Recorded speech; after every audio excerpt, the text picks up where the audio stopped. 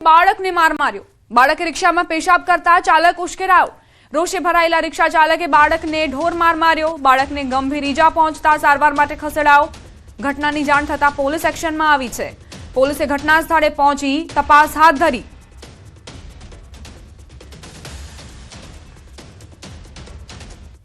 સુરતના ભેસ્તાન વિસ્તારમાં અસામાજિક તત્વો બેફામ બન્યા છે। સંગમ ચોક નજીક બ્લુ સિટી બસના કંડક્ટર પર કેટલાક શખ્સોએ જીવલેણ હુમલો કર્યો। મળતી માહિતી મુજબ બસમાં ચડવા બાબતે થયેલી રકઝક બાદ અસામાજિક તત્વોએ ઉશ્કેરાઈ જઈ કંડક્ટર પર હુમલો કર્યો હતો। હુમલામાં કંડક્ટરને ઈજાઓ પહોંચતા તેમને સારવાર માટે ખસેડવામાં આવ્યો હતો। ઘટનાના પગલે વિસ્તારમાં થોડીવાર માટે અફરાતફરીનો માહોલ સર્જાયો હતો। ભોગ બનેલા સિટી બસના કંડક્ટરે પોલીસમાં ફરિયાદ કરતા પોલીસે તપાસ શરૂ કરી।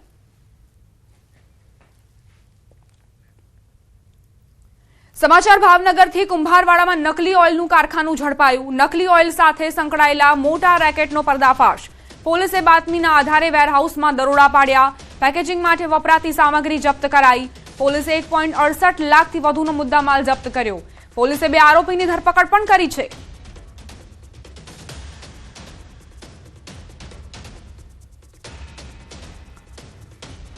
સંવાદદાતા નીતિન જોડાઈ ગયા છે વધુ જાણકારી સાથે। નીતિન, નકલી ઓઇલ સાથે સંકળાયેલા મોટા રેકેટનો પર્દાફાશ, શું જાણકારી? ચોક્કસ વાત કરીએ તો ભાવનગર એલસીબીની જે લોકલ ક્રાઇમ બ્રાન્ચની જે ટીમ છે તેને ચોક્કસ બાતમી મળી હતી ને બાતમીના આધારે કુંભારવાડા વિસ્તારમાં એક પ્લોટમાં છે તે ઓઇલ છે તે અલગ અલગ કંપનીના બ્રાન્ડના સ્ટીકરો સાથેના ડબ્બામાં ટ્રાન્સફર કરવાનું કામ છે તે થઈ રહ્યું હતું અને તે બાદ 2 શખ્સ છે, એકનું નામ છે અમિત અને બીજાનું નામ છે નિકુંજ, બંને ભાવનગરના સ્થાનિક છે ને તે લોકો અલગ અલગ પ્લાસ્ટિકના જે કવર હોય છે, પ્લાસ્ટિકના જે બોટલો હોય છે અને જે બ્રાન્ડેડ કંપનીના ઓઇલની કંપનીના જે સ્ટીકરો હોય છે તેમાં ઓઇલ ટ્રાન્સફર કરીને બ્રાન્ડેડ બનાવીને વેચતા હતા। તે અંગેની કાર્યવાહી હાથ ધરતા પોલીસે તે જગ્યાએથી લગભગ 1.25 લાખનો મુદ્દામાલ કબજે કરીને ધોરણસરની કાર્યવાહી છે તે હાથ ધરી છે। હજી પણ આ કેટલા વર્ષથી આ રેકેટ ચાલતું હતું અને કેટલા વર્ષથી આવી રીતના જે ઓઇલ છે તે પધરાવી દેવામાં આવતું હતું લોકોને, તે પોલીસ તપાસ બાદ સામે આવશે। નીતિન, પ્રાથમિક જાણકારી શું સામે આવી છે કે થોડા મહિનાઓથી આ જે નકલી ઓઇલનું કારખાનું છે તે ચાલી રહ્યું હતું? જથ્થો શું આ જ કારખાનામાં રાખવામાં આવતો હતો કે અન્ય કોઈ ગોડાઉન પણ તૈયાર કરાયું હતું, ત્યાં આ જથ્થો સ્ટોર કરાતો હતો? વાત કરીએ તો જે ઓવરઓલ આ જે ઓઇલ છે તે અલગ અલગ કંપનીના જે બ્રાન્ડવાળા જે લેબલો હોય છે તેની બોટલો હોય છે અને તેમાં વપરાતા જે અલગ અલગ ઇક્વિપમેન્ટ એમ કે જેમાં ઢાંકણા છે, તેમના ઉપયોગમાં લેવા આવતી રિફિલ માટેની જે સામગ્રીઓ છે, કેરબાઓ છે, તે આ એક જ પ્લોટ છે ત્યાં આગળ કરવામાં આવતી અને વિવિધ જે બ્રાન્ડેડ કંપનીઓ માર્કેટમાં મળતી હોય છે, જે સર્વો, બજાજ, હીરો, જેન્યુન અને ક્રિસ્ટલ જેવી જે અલગ અલગ કંપનીઓ છે તેમના અલગ અલગ પ્રકારના સ્ટીકર અને તેમની બોટલો આબેહૂબ બનાવીને તેમાં છે મોટા પ્રમાણમાં ઓઇલ છે તે વેચાણ કરવામાં આવતું હતું। આભાર નીતિન, જાણકારી આપવા માટે।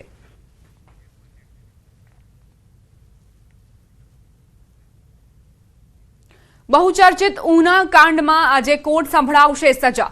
દોષિત 5 આરોપીઓને કોર્ટમાં રજૂ કરાયા। કોર્ટ દ્વારા દોષિત ઠેરવાયેલા રમેશ જાદવ, રાકેશ જોશી, પ્રમોદ ગોસ્વામી, નાગજી ડાયા અને બળવંત ગોસ્વામી આજે સજાની જાહેરાત કરાશે।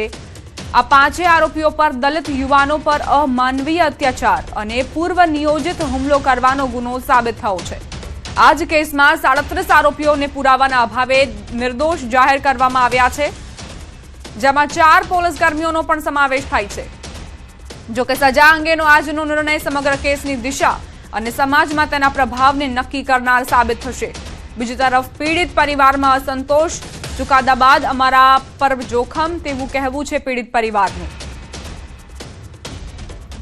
ગીર સોમનાથનો આ કિસ્સો, જેમાં દલિત યુવાનો પર માર મારવાનો આરોપ મૂકવામાં આવ્યો છે। 37 આરોપીઓ તેમની ઉપર ટ્રાયલ ચાલી હતી અને જેમાંથી 4 પોલીસ કર્મીઓ નિર્દોષ જાહેર કરાયા। 37 आरोपियों ने पुरावाना अभावे निर्दोष जाहिर कराया।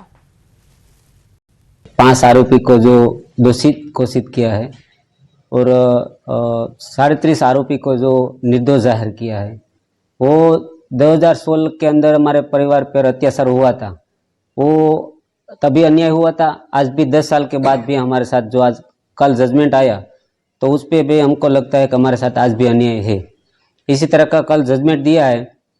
जो 3.5 आरोपी को जो निर्दोष किया है वो ऐसा आरोपी सब है कि उन्हें अनेक कृत्य किया है, कोई गुनाह किया है उसने, फिर भी उन्हें कोर्ट ने एक भी आरोपी को सजा नहीं दी है। કેશોદમાં ફૂડ એન્ડ ડ્રગ વિભાગ અને એસઓજીની તપાસ, શ્રી શક્તિ ડેરી એન્ડ સીલિંગ સેન્ટરમાં ચેકિંગ, ડેરીમાંથી દૂધના સેમ્પલ લેવાયા, લેબોરેટરી તપાસ માટે નમૂનાઓ મોકલાશે, દૂધની ગુણવત્તા અંગે શંકા ઉઠી હતી, રિપોર્ટ બાદ આગળની કાર્યવાહી હાથ ધરાશે।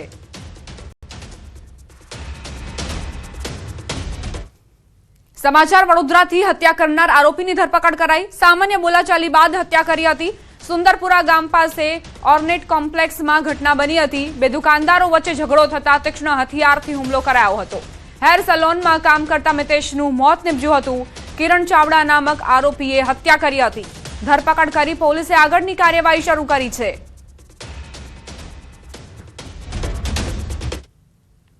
સમાચાર સુરતથી આકરી ગરમીને લઈ ડીઈઓએ જાહેર કરી માર્ગદર્શિકા। ગરમીને લઈ શહેરની તમામ શાળાઓને તપાસના આદેશ આપ્યા।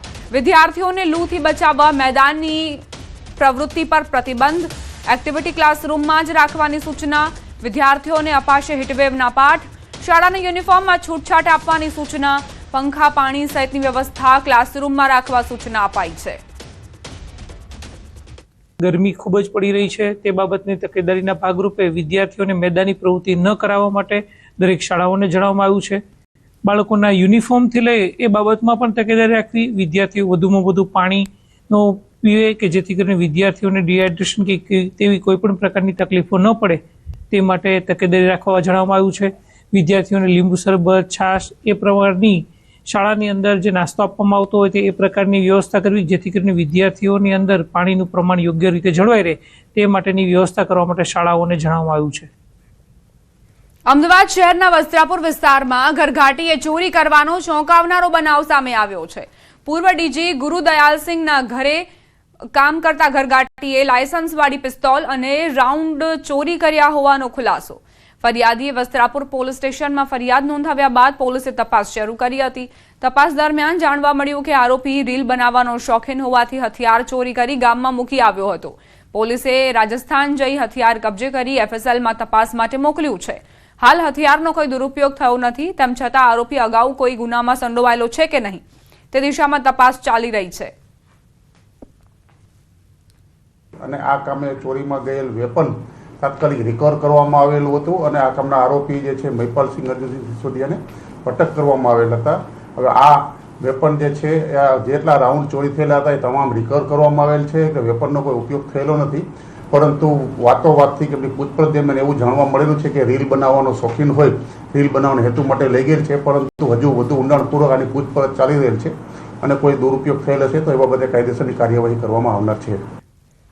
વાત હવે નંદાદેવી જહાજની એન્ટ્રી વિશે।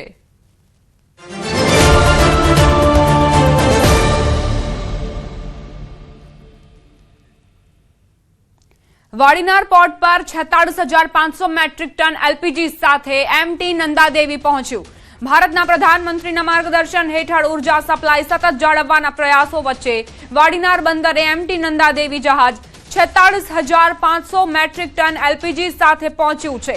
આ એલપીજીનો ship to ship transfer anchorage વિસ્તારમાં એમટીબીડબ્લ્યુ બિર્ચ જહાજમાં આજે શરૂ થવાનો છે।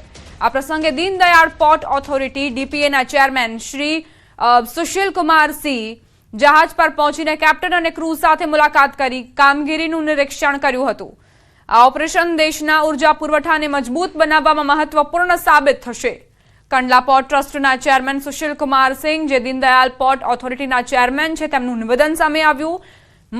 મધરશિપ ટુ અન્ય શિપ મારફત ટ્રાન્સફર થશે। વાડીનારમાં નંદાદેવી વેસલ દીનદયાળ પોર્ટ પર આવ્યું છે।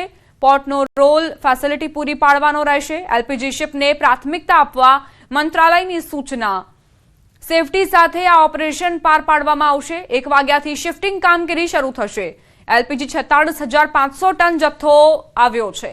2 જગ્યાએ આ જથ્થો જશે। 1,000 ટન 1 કલાકે ટ્રાન્સફર થશે। એનોર તમિલનાડુ અને હલ્દિયા વેસ્ટ બંગાળ 2 પોર્ટમાં બંને જગ્યાએ આ જથ્થો જશે। नंदा देवी वेसल एलपीजी लेके आया है 47,000 टन्स मीट्रिक टन्स के एलपीजी लेकर के आया है। तो इसमें भी जो प्लान ये है कि इसको शिप टू शिप ट्रांसफ़र होगा ये, और